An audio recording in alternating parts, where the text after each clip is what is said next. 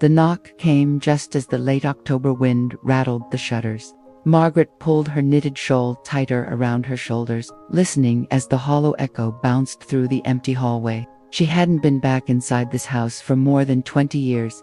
Yet the sound felt hauntingly familiar, like the house itself remembered her. She set her teacup down on the side table, porcelain clinking against wood, and made her way slowly toward the door. The smell of dust and cedar lingered in the air, reminding her of winters long ago, when her mother used to bake pies in the cramped kitchen, and her father smoked his pipe by the fire. It wasn't just a house, it was home. But when she pulled the door open, she found herself staring into eyes that held nothing but hostility. "Margaret," her sister-in-law Claire said sharply, her breath frosted in the cool air. "What are you doing here?" Margaret smiled faintly, though her hands trembled inside her pockets.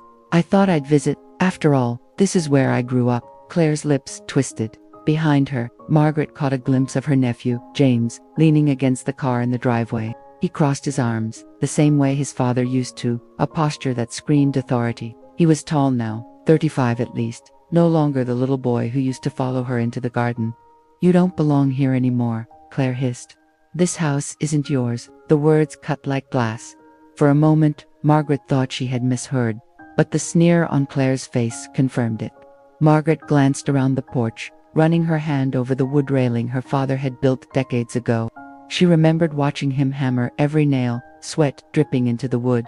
He had promised her, even as a child, that this house would always belong to their family. "I'm still family," Margaret whispered, but her voice cracked. James stepped forward, his boots crunching against the gravel. "Mom's right, you left. You moved away, and you never looked back. We've kept this place going, paid for the taxes, fixed the roof, repaired the furnace. You, Dan T, just walk back in after all these years and claim you have some right to it." His words had the confidence of someone who thought they'd already won. But Margaret swallowed hard, her heart pounding, because she knew something they didn't. Hidden deep in her handbag, folded in a yellowing envelope, was the document she had carried like a talisman since her father's passing the deed. The real deed. She had never spoken of it, not even to friends. It had been tucked away, buried in a safe deposit box for decades. Her father had quietly signed the property over to her before his health collapsed, knowing she would be the one to protect it. She had left Michigan for work and a new life, but she had never abandoned her claim. Now, standing at the threshold, she realized this confrontation had been waiting all along. "You don't understand," Margaret said softly. "This house is." Before she could finish, Claire raised her hand. "Enough. I won't argue with you on the porch. We've already decided. The house is being sold. Papers are being drawn up next week." Margaret felt her breath falter. Her fingers dug into her bag until she touched the envelope, feeling its edges like a blade. James smirked, as though daring her to resist. "Go back to wherever you came from, Aunt Margaret. This isn't your place anymore." A sharp wind rushed down the street, carrying with it the scent of burning leaves from a neighbor's yard. Margaret closed her eyes for a moment, letting the memory of her childhood return. Pumpkins on the porch, laughter echoing down the hallways, and her father's voice telling her she had a place here forever. When she opened them again, her gaze was steady. "You're wrong," she said, her voice steadier now. "And before long, you'll see just how wrong." The door slammed shut in her face, but Margaret didn't move. She stood there, clutching her handbag, the weight of the deed pressing against her side. Inside the house, muffled voices rose in heated tones. She could hear Claire shouting something about lawyers and James muttering about money. Margaret stepped back onto the cracked walkway, staring up at the windows that had once glowed warmly when her parents were alive. The siding was peeling, the roof line sagging, but it was still hers, legally hers. Her breath came out in small clouds. She could feel her pulse steadying as a plan began to form. This wasn't going to be a polite family disagreement. This was going to be a battle, and she wasn't walking away, because Margaret wasn't just here for nostalgia. She had come back for justice. And soon, the witnesses would come forward. The next morning, Margaret awoke to the hollow silence of the small motel room on the edge of town. The heater rattled in the corner, groaning with each gust of forced air. Her body ached from the thin mattress, but her mind was sharper than it had been in years. She sat at the little desk by the window, the first pale light of dawn spilling across the faded curtains. From her handbag, she drew out the envelope, unfolding the deed with trembling hands. Her father's ink signature still carried the flourish of his careful handwriting, though the paper had yellowed at the edges. She traced his name with her finger, remembering the day he had called her into his study, the smell of pipe tobacco heavy in the air. "One day, Maggie," he had whispered, sliding the papers across the desk. "You'll be the only one left who'll care for this place. Promise me you won't let it be taken away." Tears pricked her eyes now, but she blinked them back. This was her moment to keep that promise. Her thoughts were interrupted by the buzz of her phone. A text from an old friend, Linda. The town clerk lit up the screen. Margaret had sent her a quiet message the night before, asking if they could meet. Linda's reply was brief. 9 a.m. at the diner. Don't be late.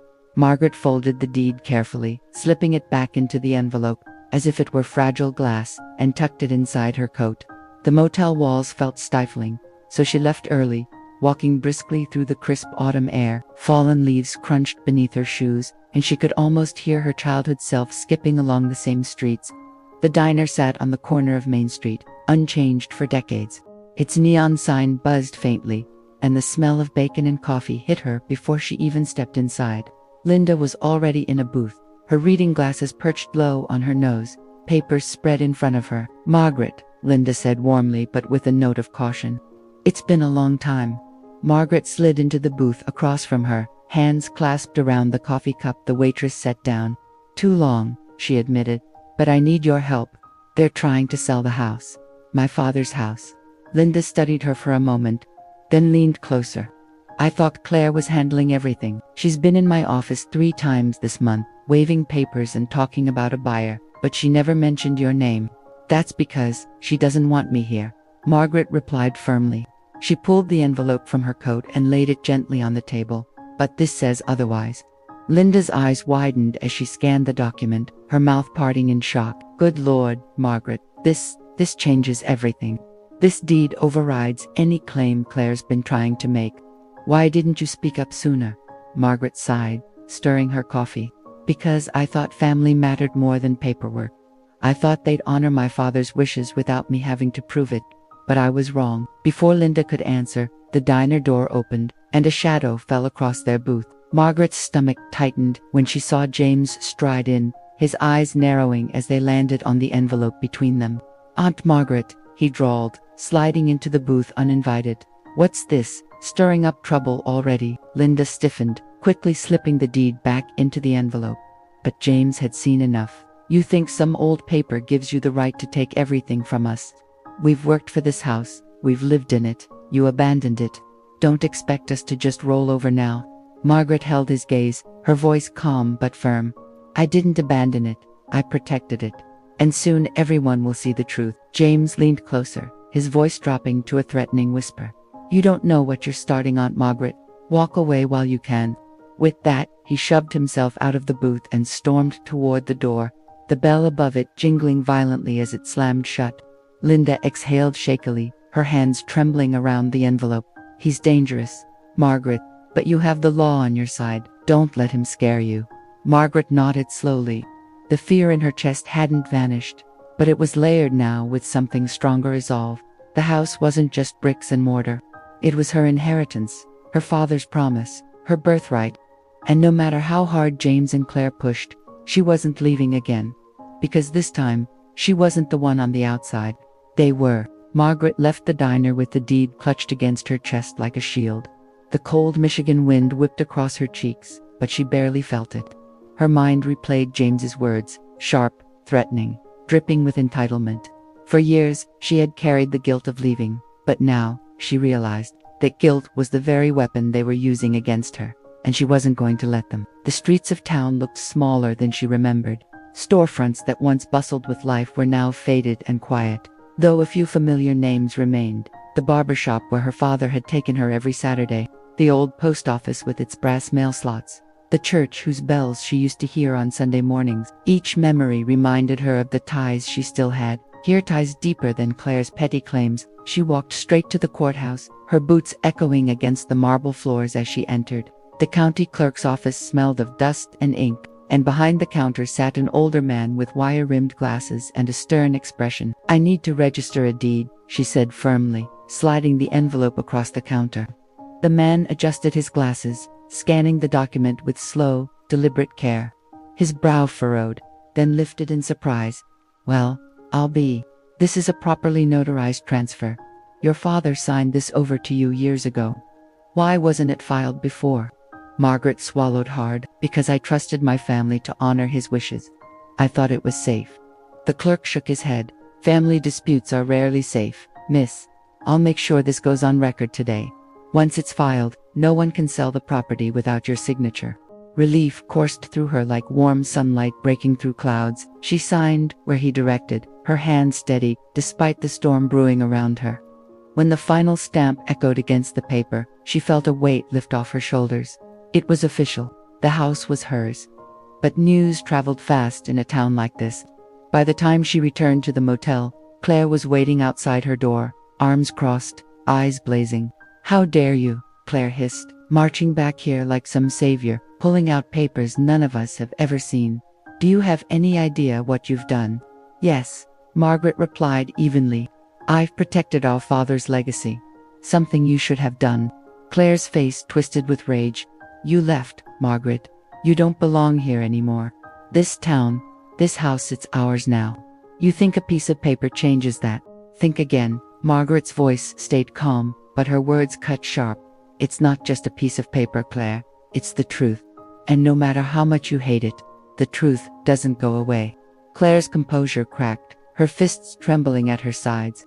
You'll regret this, she spat, before storming off into the parking lot.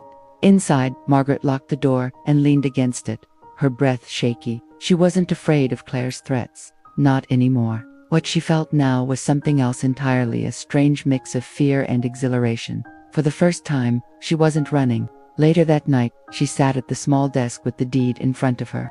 Her fingers lingered on her father's signature, the ink slightly faded but still bold. She whispered into the silence of the room, I did it, Daddy. I kept my promise. But her victory was short-lived. The next morning, she awoke to find a flyer slipped under her door. Community meeting tonight. Topic: the Williams house. Should it be sold to save the town? Her blood ran cold. They weren't giving up, they were rallying the town against her. At 7 p.m., the town hall buzzed with voices. Margaret sat alone in the back row, her heart pounding as Claire stood at the front, spinning her story. This house has been neglected for years, Claire declared, her voice theatrical. My sister abandoned it, abandoned this town.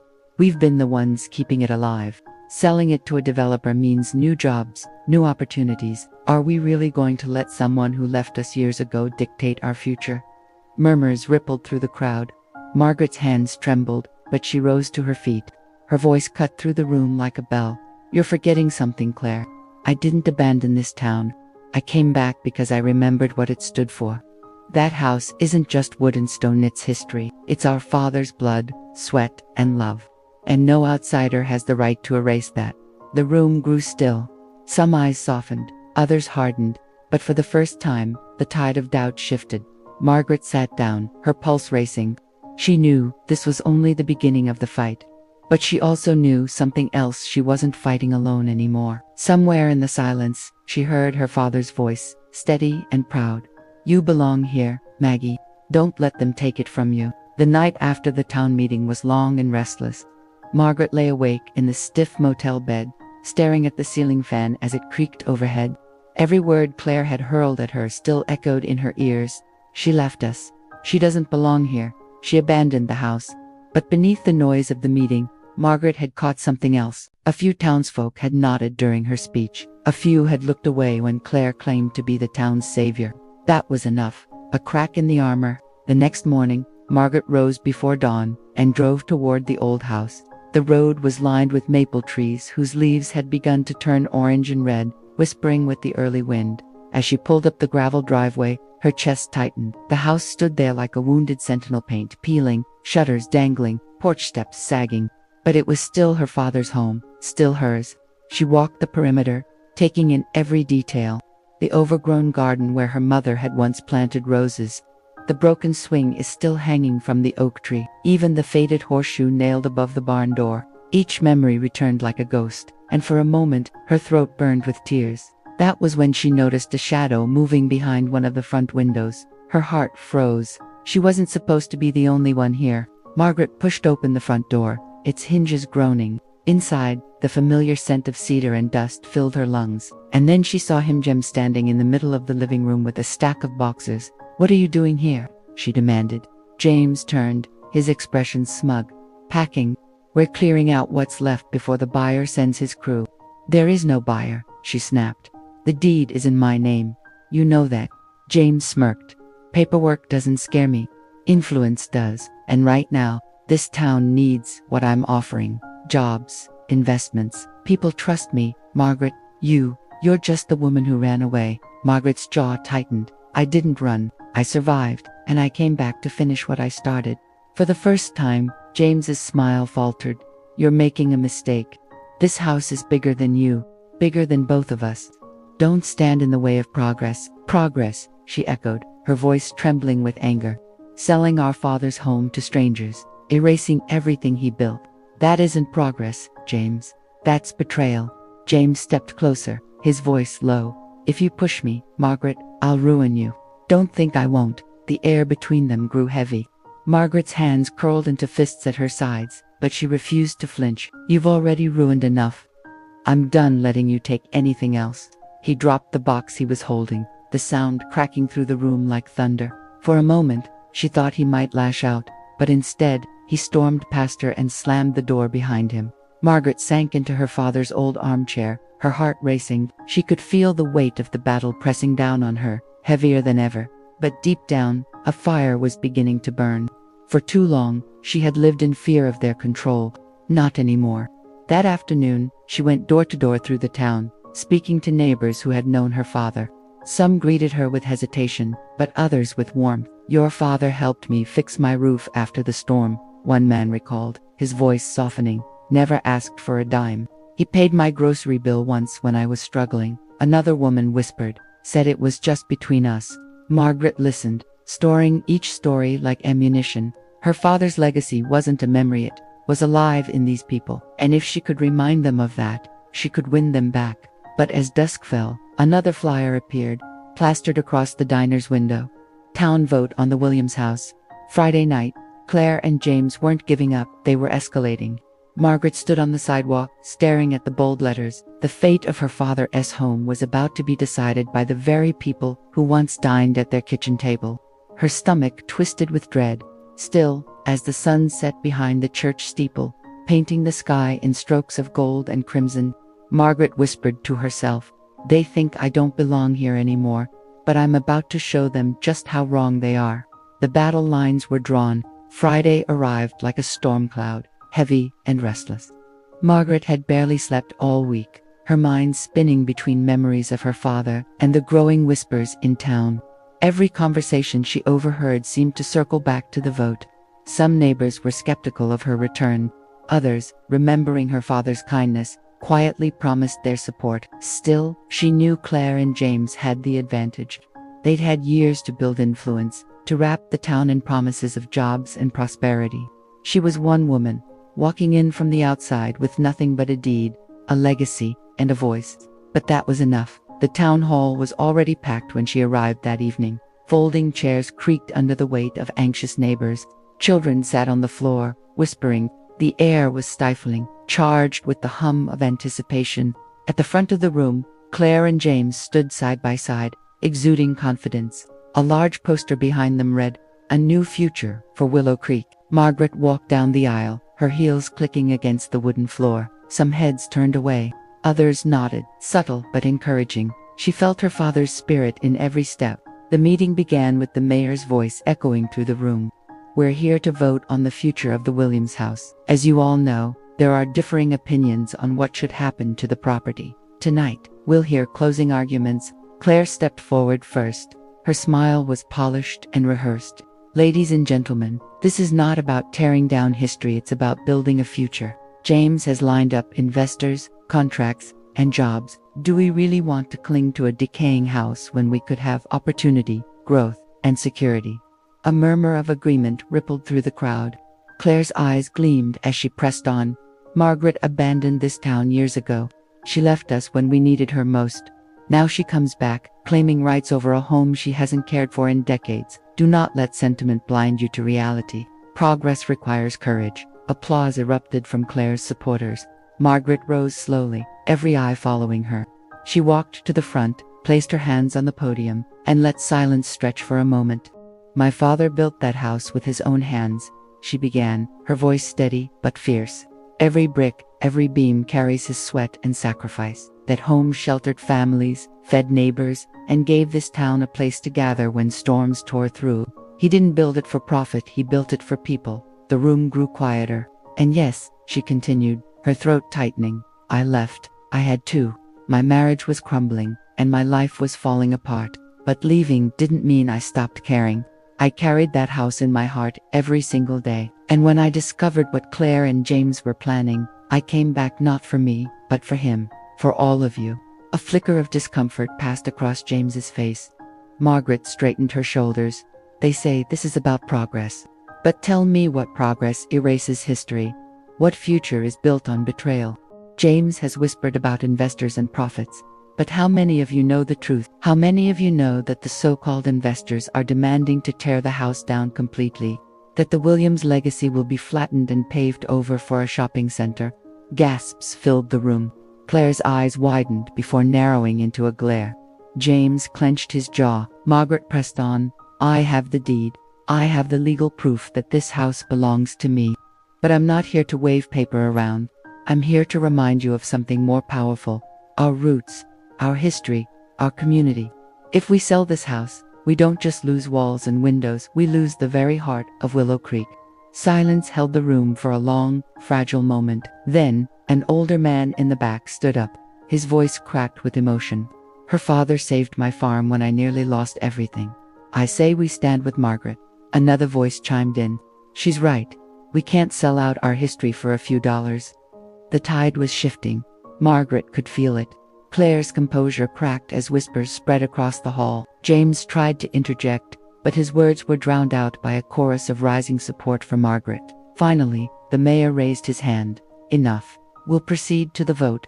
Margaret's pulse thundered as ballots were passed out. Neighbors bent their heads, scribbling their choices. Each folded paper felt like a drumbeat in her chest. When the box was finally sealed, the mayor began counting aloud. 1 vote for Claire and James, 2 votes for Margaret, 3 for Margaret. The numbers grew. Margaret's hands trembled. She closed her eyes, silently praying. 24 for Margaret, 17 for Claire and James. A roar of applause shook the hall. Margaret gasped, covering her mouth as tears streamed down her cheeks. For the first time in years, she felt her father's presence, strong, steady, proud. Claire stood frozen, her face pale with rage. James muttered curses under his breath, fists clenched. But it was over. The house was safe. Or, so Margaret thought. As the crowd celebrated, James leaned close, his whisper searing her ear. "This isn't finished. You may have won the vote, but you have no idea what's coming next." Margaret's blood ran cold. The victory was real, but so was the danger. The night after the vote, Margaret lay awake in her childhood bedroom, staring at the cracked ceiling. The sounds of Willow Creek were quieter than she remembered. No cicadas, no owls, only the restless wind scraping at the shutters. She should have felt relief. She had stood her ground, won the town's support, and secured the deed. But James's words lingered like poison in her ears. "You have no idea what's coming next." Her intuition had been honed by years of surviving betrayal. She knew threats rarely ended with words. At dawn, she walked the halls of the old house. The sun cut through the dusty windows, spilling golden light across faded wallpaper. She trailed her fingers along the stair rail her father once polished every Sunday. For the first time since returning, she allowed herself to breathe in the victory, even if it was fragile. Then, a knock rattled the door, hard. She opened it to find the sheriff standing grim-faced on the porch. "Morning, Margaret," he said, tipping his hat. "I need to speak with you about a complaint." Her stomach dropped. "Complaint?" The sheriff held up a folded paper. "Claire and James filed an injunction. They claim your deed is forged." Margaret's mouth went dry. "Forged? That's absurd. The deed has my father's seal, notarized and recorded in county records. I have the original papers." The sheriff shifted uncomfortably. "I'm not saying I believe it, but until the court rules, the property is under review, which means you can't make changes or occupy the house as the legal owner." Margaret's knees nearly buckled. "You can't be serious. I grew up in this house. My father left it to me. I know, the sheriff said softly, but they've got powerful attorneys, and the judge agreed to fast-track the hearing. You'll need to prove your case. He left her with the notice, his boots crunching on gravel as he walked away. Margaret stood frozen on the porch, staring at the paper trembling in her hand. The war wasn't over, it had just escalated. By noon, word had spread across town. Some neighbors avoided her eyes, others stopped by, whispering support, pressing her hands in theirs. Don't let them scare you, Margaret, an elderly woman murmured. Your father was a good man. We know the truth. Still, doubt gnawed at her.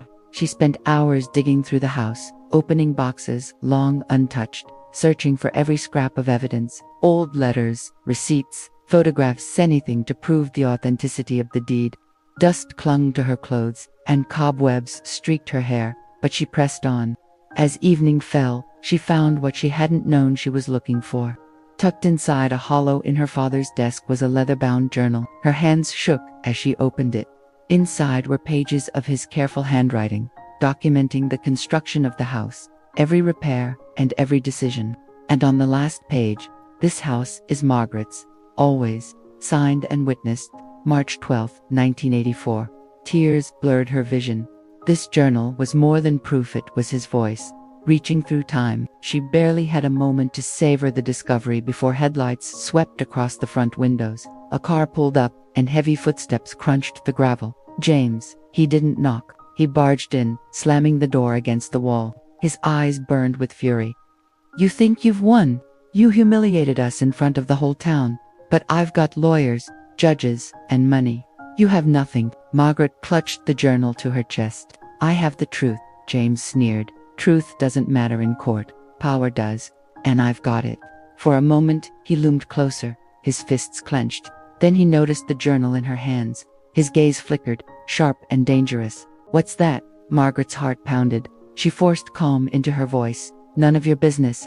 Now get out of my house. He smirked. For now. With a sharp laugh, he turned and stormed out into the night, his car roaring away. Margaret locked the door, every muscle trembling. She knew James wasn't bluffing. He wouldn't stop until he destroyed her claim. And yet she had something he didn't. Evidence, her father's own words. The trial would come. And with it, the final battle for the house, her name, and her father's legacy. The courthouse smelled faintly of varnish and old paper, a place where lives were decided with the slam of a gavel. Margaret sat at the plaintiff's table, the weight of her father's journal pressed against her chest inside her coat. Across the aisle, James and Claire leaned back in polished confidence, their lawyers whispering strategy in hushed tones. They didn't look nervous, they looked entitled. The judge entered, robes sweeping, and the room rose. Margaret's palms sweated as she sat again, eyes fixed on the bench. She had faced betrayal, humiliation, and threats, but this was different. This was the moment everything came down to evidence. James's attorney went first, striding confidently to the podium. Your Honor, the opposing party presents a deed we believe to be fabricated. There are inconsistencies in the notary seal and unusual gaps in the county's record system. We believe it was altered after the fact. The words hit Margaret like stones. She clenched her jaw, forcing herself not to flinch. Her turn came. She rose, her knees trembling but her voice steady. Your Honor, this deed is my father's true will. He left me this home not out of favoritism, but because I cared for him until his last breath. I have lived with the weight of that promise ever since. She reached into her coat, pulling out the journal. The courtroom seemed to exhale in unison as she laid it on the table. This journal, written in my father's own hand, records the life of our home, and on its final page, she paused, letting the silence stretch. He wrote that the house belongs to me. Dated, signed, and witnessed. The judge leaned forward, adjusting his glasses as the bailiff carried the journal over. He read quietly, flipping through the pages. For a long moment, the courtroom was silent, except for the turning of paper. James shifted in his chair, his confidence faltering. Claire leaned toward him, whispering urgently. Finally, the judge closed the book and looked up. The handwriting is consistent, the witness signature is verifiable, and the record aligns with the timeline of the original deed. I find no evidence of forgery. He paused. Therefore, I rule in favor of Margaret Whitfield. The property in question, legally and rightfully, belongs to her. The gavel struck. For a heartbeat, Margaret couldn't breathe. Then, the weight she had carried for months lifted from her chest. Her hands shook as tears welled in her eyes, not of sorrow, but of release. She had won. James shot to his feet, his face crimson. This isn't over. You'll regret this. The judge's gavel slammed again. Sit down, Mr. Whitfield. My courtroom is not a place for threats. The bailiff stepped forward, and James finally backed down, muttering curses as he stormed out. Claire followed, her face pale, her mask of superiority cracked. Margaret remained seated, trembling with exhaustion. Neighbors who had come to watch approached, some patting her shoulder, others pressing her hand in quiet support. Your father would be proud, one whispered. Outside, the Michigan air felt sharper, cleaner. Snowflakes drifted lazily from the gray sky, landing on her coat. She walked slowly back toward the old house, each step carrying her closer not to a building, but to a legacy. When she unlocked the door, the familiar creak of the hinges no longer sounded like loneliness. It sounded like welcome. She moved through the rooms, setting her hand on the walls, the furniture, and the heart of the home she had nearly lost. In the living room, she placed her father's journal on the mantel, a permanent reminder of his voice. She lit a fire in the hearth, the flames crackling to life, filling the space with warmth. For the first time in years, she felt safe. Her story was not one of defeat, nor of exile. It was a story of return. Margaret sank into her father's old chair, watching the firelight dance. The whispers of betrayal, the echoes of "you don't belong here anymore," had been silenced. This was her house, her name, her truth. And as the snow fell steady outside, Margaret closed her eyes and finally let herself rest.